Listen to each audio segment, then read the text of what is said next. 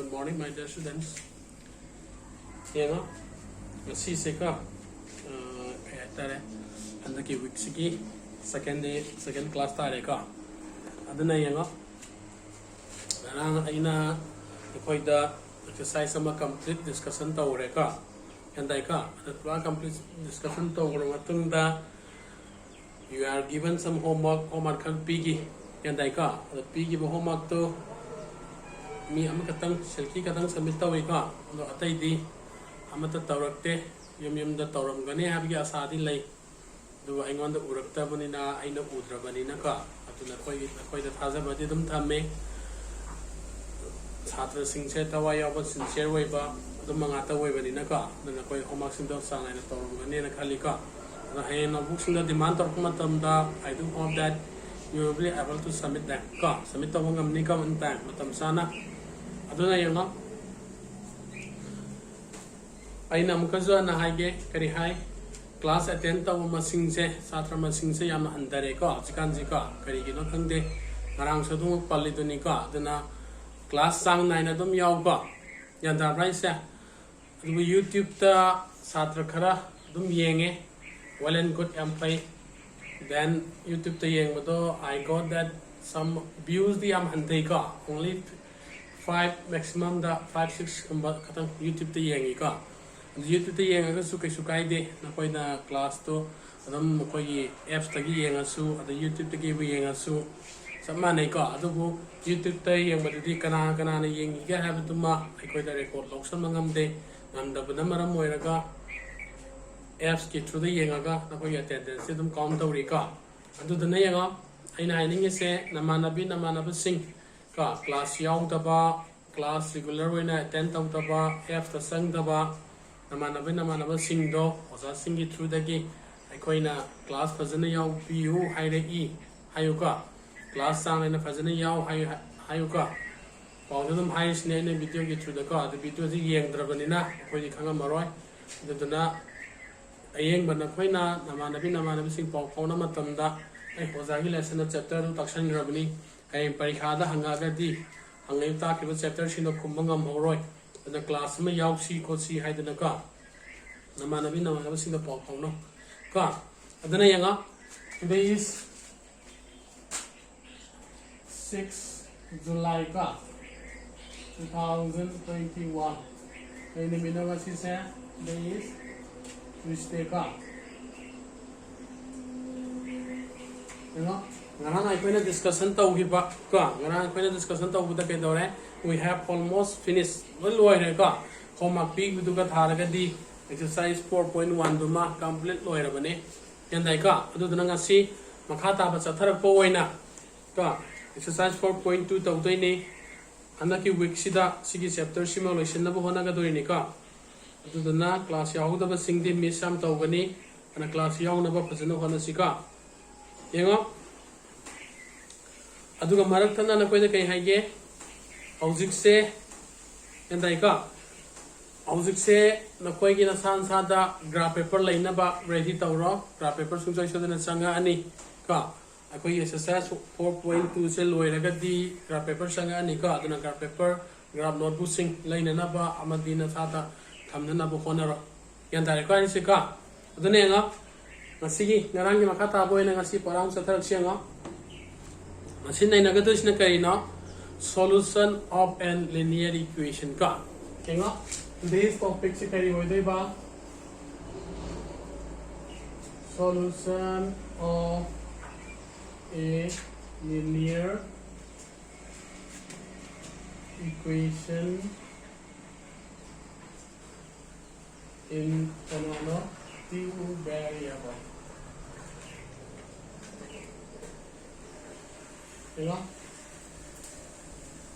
अविनाश करी ने बंगा सिगी टॉपिक से solution of a linear equation in two variable है बनी का solution आप क्या थोड़ी कहीं है बा कहीं है मतलब अभी कहीं है yes solution है बदी कहीं है बा अंक फोन है बनी का अंदर बस है थबम तो मत तो मागी solution करी नो है दी कहीं ना थबक तो लोअर मतुंग दा करी तारक पगे है बदी अंदर बा योने ग्लेबी ना फसना ये हंजे तुंगा उड़ा का थोंगे ने अंदर बा अदो सोल्यूशन कइनो है तारी होरेन माना ngौबा थोंग लोय कांदा थुम मोरो फजना हापे यान दारी का थुम थाव फजना ngौरो थोंगा होरेन पुथोरा कांदा टेबल ला थम कांदा मलिंगांबी होय अदगी नोय नीरा होय मैम पुंसला चा दो बा या दो रे है कांदा दु सोल्यूशन होय दोइने बा यान दारी का अदुदि हैबि कइनो थाबा अमा तौर मतुंगदा थाबक तुगी आंसर फोन दुबुने सोल्यूशन हारि से का अदुबु अंक ददि सोल्यूशन हारि कांदि करि होइदेना ngसाई खंगदबा अननोन दुदा मसिंग मा हापसलागा इक्वेशन दु सैटिस्फाई होय दुबुने बको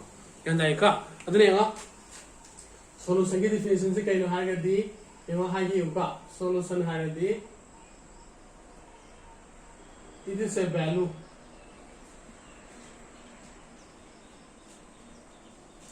का value से कहीं भी आई natural number होय भी आई whole number होय भी आई हमें तो होय भी आई का तो it is a value पहले बा that satisfy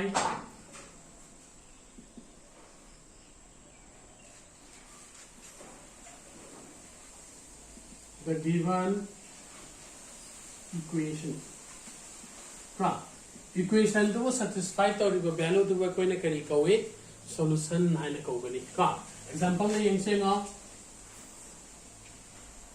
check twice x equal to 6 hain khalasi ken dai ka atadi sida lai ba 2 sidi number numerical lai re ka 6 numerical lai re the x sida kana hapsel lagadi sigi question se satisfy oige the ge hai bane ba अजून देखो इन्हें कना आपसे लग पंगी से ना कोई solve तो मतलब कमाई तो भी है ना x वन थंबीरा में 6/2 ने स्माइल आत्रा अजून के दौरे से x is equal to 3 ना पंगे बा क्या दाने का अरे 3 इस नपी ने इवन इक्वेशन से satisfy ओइड्रा बने ने के दौरे 3 is called solution of the given equation का उतो इन्हें बा क्या दाने का अजून के है बस here 3 is the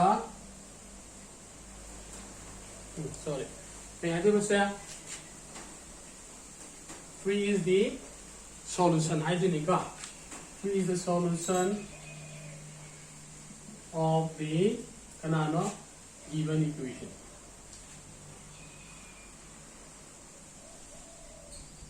Yan dai ko sa 3 is the solution of the given equation. Yan dai ka. Sin example 1 layer. Yan dai example number 2 dana mu yenga. Sisna kai daure one variable gini ka.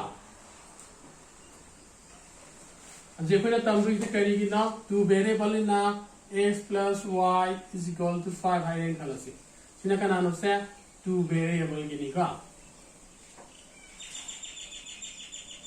येंगा अविनाशी जानकारी का अरे 2 variable होता है जिस तक ना खंग दब से अननोन अनि ने लई से जानकारी का अननोन अनि लई बनी ना x की वैल्यू ने के ऑप्शन मतम दा y की वैल्यू ने के ऑप्शन मतम दा c की वैल्यू से सैटिस्फाई होइगे त के सी कोई ना थी दौरी से का अदु ना येंगा सीधा एक मैंने कमाई थम भैया x is equal to 5 minus y है थम आपको यार दाए का अगर y ये वैल्यू से करना बसिंग में तो बसिंग में सिल लगे x की वैल्यू थोड़ा भैया है का सीधा सीना तभी तो ना कोई नहीं खाई भैया सार्सी की मशीन सीधी 1 का 4 का चुसा नहीं नहीं 2 का 3 का चुसा नहीं नहीं 4 का 1 का चुसा नहीं का सुमाइना नत्रगना 3 का 2 का चुसा नहीं मतलब 0 का 5 को चुसा नहीं नहीं 5 का 0 को चुसा नहीं हाय ना समाइना मैम हाय को पे आए बा यान दाई का अब सी हापे बा मैम से कई कवि होना these are all solution ने बा यान दाई का कमाइना यो ने सी ने s की वैल्यू होई दिनी का यंगा अहान दे ई बिसे कोई करी हाय f सी सा हाय सी ना y होई दिनी सी x होई दिनी सी y होई दिनी x y x y x y x y sila to ile ba sana to ye one na sida s की वैल्यू से 1 sin लो y की वैल्यू से 4 sin ले कल सी का दai kai la ke mo 1 plus 4 equal to 5 ta ra sana to sa ado yu 2 plus 3 si 5 ta sana ka 4 plus 1 equal to 5 samai to na loi sana ra kane ba halik mayam sing ji ka aduna sigi p ri ba mayam se kai ka we koina solution ko gani ha yan da ka और solution तब मतलब से आते कई खांगे कोई ना variable अन्नी लेबो मतलब ददी मागी वैल्यू से नत्र सोल्यूशन से कयाम लेगे ना हंगता गदि कोई ने कई हाइने there are infinitely many solution हाइगे नेबा केन दाइ कोनिरा हंगा अदुना सिदा कोई ना नोट ता कई हाइबे याइसे there are infinitely many solutions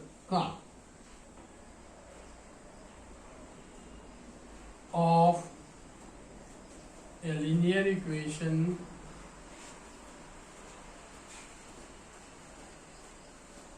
in two variable. Bên đây có sao? Hang ngani kasi ma? Ano sida siya ngo? Y ki value 4 sinjalo sida. Kay fangi S ki value 1 fangni. S ki value Y ki value 3 sinjalo sida. Kaya fangni 2 fangni. Tapos minus sida season na ba yan ka? Ngani kasi ba? Yan tayo ka? Okay, sima sinjalo yan ngo.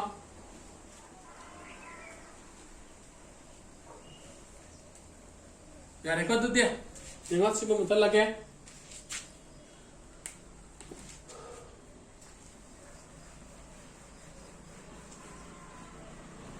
Di solution khara puthokpa tamje nga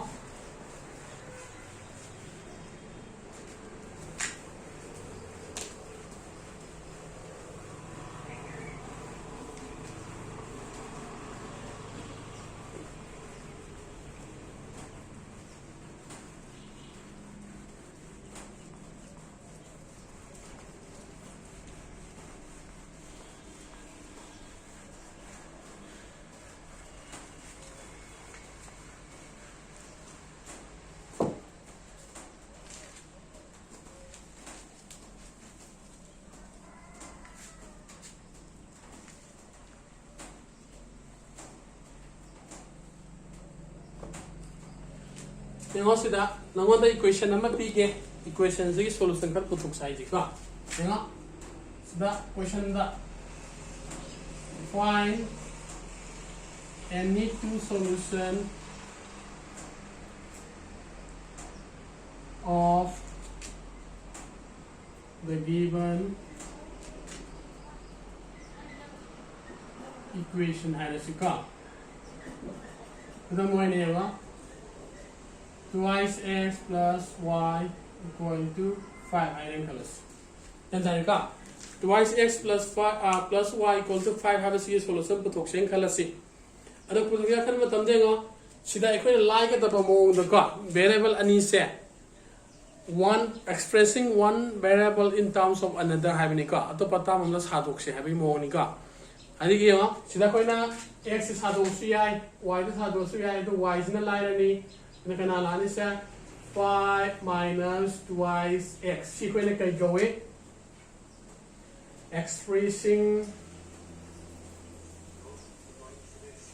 y in terms of kanano x ta ka s ki terms hatok pa ni ka at di sila yung s ki value sa any loading ba any value umlaw ba ka any real number value umlaw ba ka ito na add higher siya x equal to 0 higher khalasi khang daba anon yaw ani yaw se ka anon an simung da amadi khang ya lawsan doni ka ana khang gi pot ko ne kai lawsale x ta han lawre kai na ton da sana kan da le x si y law ta da x putok toi ni kan dai ka aduna x law bone na layer ni aduna x law bam tam da x ai any value law hai aduna ai na first example da kana lawre 0 lawre ka aduna 0 ama tam de kana la gi nga y is equal to kana le 5 minus 2 into 0 lere. So that can happen as 5 minus 0 that is 5. Ado yung solution naman kay pangyan 0, 5 siya makay pangday no. Sige solution na kanalay yung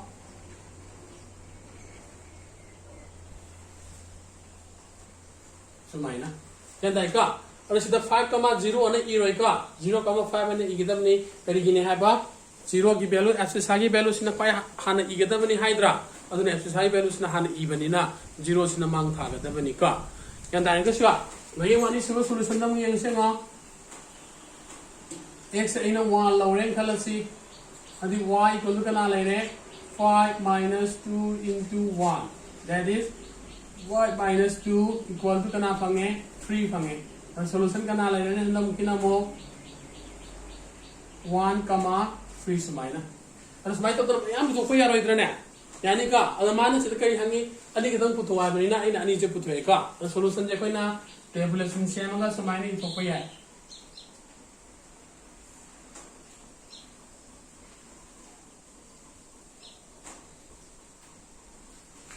Yenga x na 0 iba matamda y value kya phange 5 phange. The x na 1 iba matamda kya phange 3 phange. Sumaina tabulation same to posu yai ka. Yanda adra sima khangani ka. Aduna hojik yenga aidana koi da haning se sigi tabulation same sima haigadabani ka. Adu si haita ga diga darani na koi graph yak matamda yama line thokdoini. Yanda ba graph yak matamda solution puthokani solution puthok matungda solution dagi matung ina graph yalakadoini aduna solution puthok se haita ba yade haba. Khangani ka. The examples in the gyan taradra yenga. Okay, single sinjala yenga.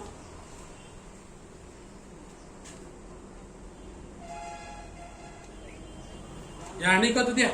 Yenga single mutala gya to exercise 5 yenga. Now you read the exercise 4.2 hantona raw.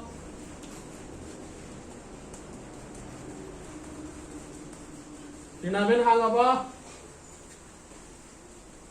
Abinas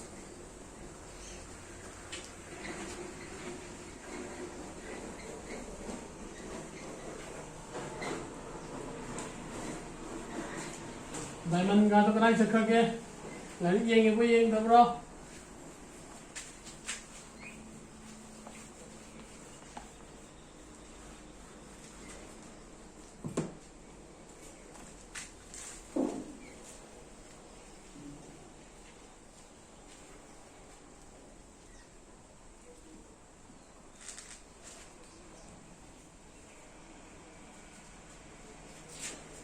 Now you open the exercise. You know 4.2 hang tona ra kay yani ang first question da. Which one has the following option is true and why? Question 1 de nga y equal to thrice x plus 5. Has hai ka. The unique solution hai only two solution hai and finally many solution hai. Yan dai ka. The tari karam chomane jita se pan give the linear equation in two variable ki di kay hai ki ba infinitely many solution hai gidra aduna kai dore your Roman number 3 is the correct option ka Roman number 3 se answer hoirani yan dai ka simde iraroi ki ka yarani the Roman question number 2 de nga write four solution for each of the following equation hai ka makha da pi budu solution mari pi hai ajita je koi ne hot chi budu ni ka the question ahum pi re Roman number 1 ne 2 ne 3 ne pi ka the Roman number kaya kaya tau sige Roman 1 duga 2 ga tau siga duga 3 duma na koi tau ro dana nga exercise 4.2 question number 2b Roman number 1 twice x plus y equal to 7 pire endare ka solution kya putuai na mari putuai ni ka Noi tari ke tau nga sidang asai gi to maina variable ama atopa variable ki tam da sadok se nga daman gyan tam ra sa tari ka tari nga step le kamai tambe ya nga asai gi to maina sadok palai na ki tum ta y is equal to 7 minus twice x na thamaji yan tar ba ade matam to law ra ji sai law gi bu kamai na ne nga at x equal to 0 lower say y is equal to 7 minus twice x kana silo hai na 0 na silo hai ka 7 minus 0 that is equal to 7 ama phange ka then amana kana lower say x equal to 1 hai kala y is equal to 7 minus 2 into 1 that is 7 minus 2 is equal to 5. And this should record here. X equal to minus 1. Y is equal to 7 minus 2 into minus 1. So 7 minus minus 3 plus 2 into 1 be 2. Therefore 9. And the last thing Roman number 8 x equal to 1 by 2 lowering khalasi. So that is y equal to 7 minus 2 into 1 by 2. So 7 minus 1 that is 6. solution mari surabe ngo sidam laire sidam laire sidam laire and sidam laire ka adu duna ngo solution mari sumaina putho ai bani ka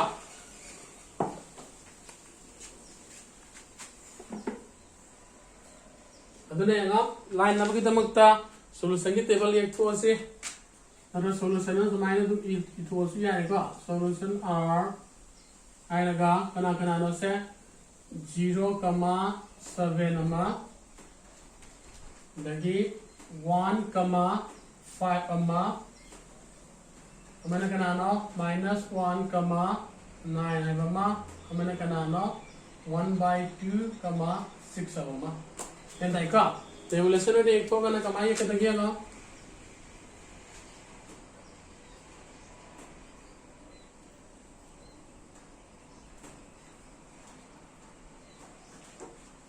1, 2, 3, 4.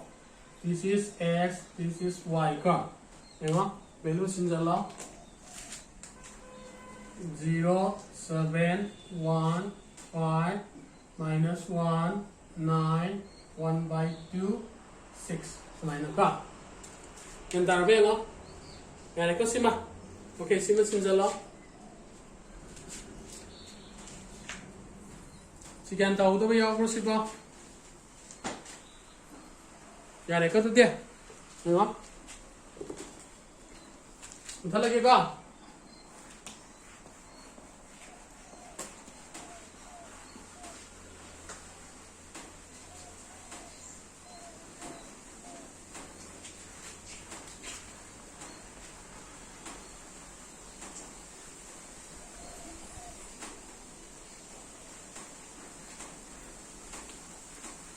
Roman number 2 tu yang siapa? Juga 3 tu mah. Roman number 2 itu orang macam ni. Cuma sih kita. Roman number 2 itu kan tahu bisa. Roman 2 hantu nara yang ama sing dah.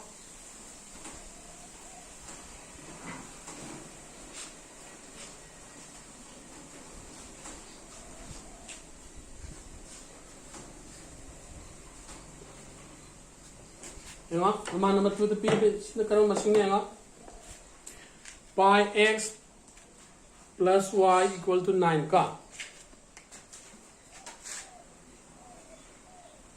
Pi x plus y equal to 9. Jadi pi की value से तुम pi ना तुम थमु का.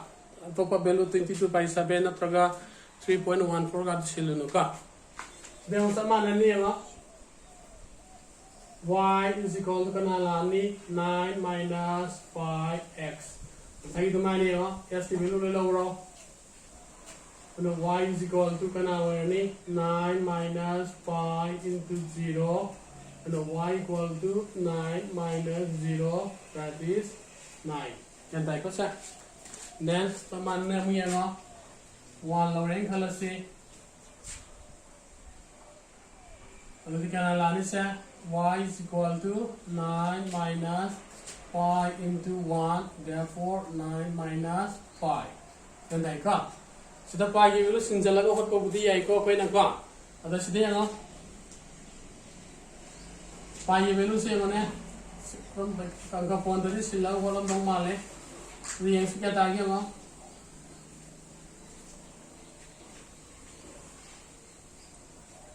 LCM long to 7 रहेगा 63 minus 22 तो क्या बनेगा से 141/7 समाने का लगी अनि अहम सुबदा x equal to 7/23 लौरें Kalse y is equal to 9 minus 5 into 7/22 लाएगा ताकि 9 minus 5 की वैल्यू से क्या नाम 22/7 into 7/22 ले रहे कितना करें दिखना ले हो रहे 9 minus 1 so 1 का और दिन का क्या ले रहे 8 ले रहे समय ना का then last one हम खत्म कर ये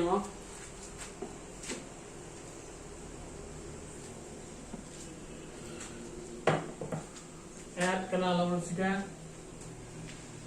42 लोग कलर से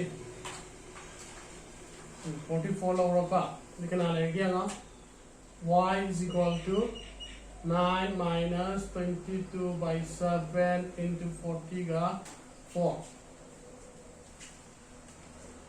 sorry masing 14 long ka kakna ba ya ba yang si ka si 14 long ro kakna ba ya na ba si kakna ro 2 le le na tra that is y is equal to 9 minus 44 तो क्या आता है minus 30 का 5 dan dapat saya solution mari lo ada dra itu nenga solution r kana y desa 0, 9 nama dan mana kana no 1, 41 by 7 nama dan mana kana no 7 by 22 minus 8 nama mana kana no 14 minus 35 ka semuanya yang naik ko sa sidai no tabulation ye su ye su ya re ka ya sim में सिंचल है ना यार बस है यार को तो दिया अदुने ना मेमोरी बा प्रमाण नंबर 3 दुमा तो होमवर्क तो रोका यार बस है सिम तो लगे ना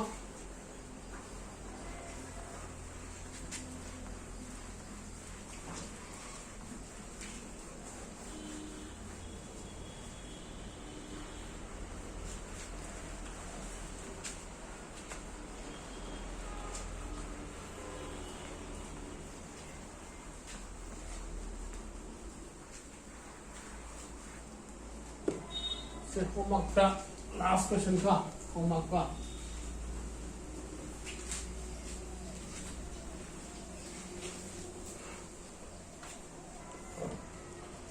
homework का question number 2 की roman number 3 तो homework तो रोका याद रखा सिंगल नोट डाउन सिंगल रोका यार क्या तो दे पढ़ेगा Lasi gidi sih kalau selesai, kah? Question ani di memory bani tu na matang kelas tu tahu rasa kah? Atau ayam kau tu hayau gini angah, graph paper ready tahu raka, untuk matang kelas na terus matang kelas tadi, graph paper sejauh nara ani kah? Na graph paper dah ina ta ingat dah kuloi hong nabi kita makta kah? Graph paper lagi lagat thamo, ya ekor tu dia, tu ni angah, lasi gidi sih kalau selesai, yum dah fazana kah? Na ada ek tu bida fazana lagi bawa kah? Kaya angah. Okay, bye. See you all in the next class. Bye bye.